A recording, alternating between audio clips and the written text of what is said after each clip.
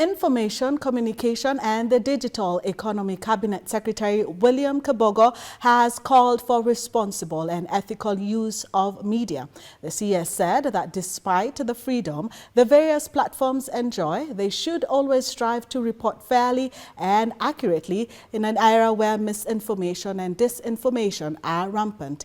He spoke during the annual media summit that also saw a Code of Conduct for Media Practice of 2025 launched.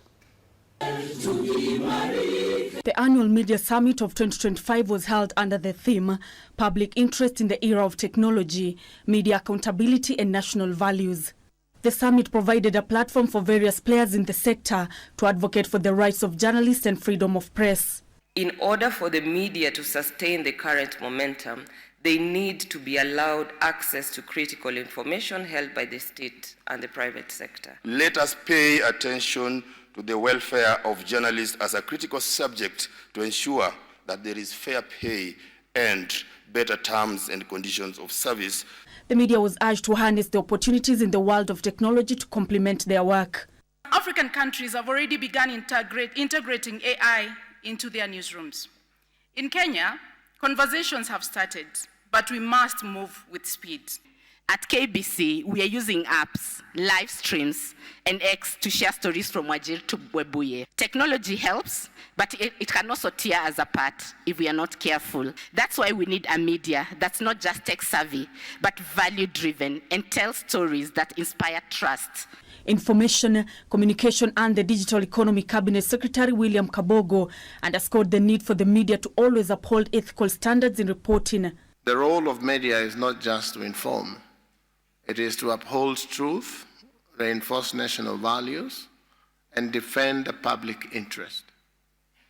The media must not only reflect who we are as a society, but also help shape who we aspire to be in the future. The summit coincided with the launch of an updated Code of Conduct for Media Practice that pays attention to emerging trends,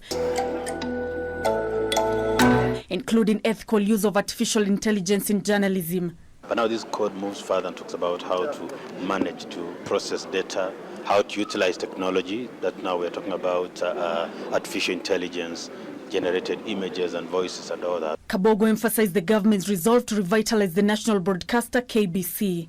And truly, believe me, we have a plan to reorganize KBC to make it an international standard broadcasting corporation. And that will happen. If I keep my job, it will happen.